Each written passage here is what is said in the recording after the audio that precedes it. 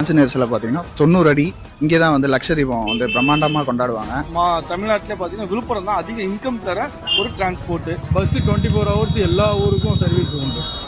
எந்த ஊருக்கும் பஸ் இல்லைன்னாலாம் சொல்ல முடியாது. வந்து உலக புகழ்பெற்ற செஞ்சிக்கோட்டை எங்கள் ஊரில் தான் இருக்கு.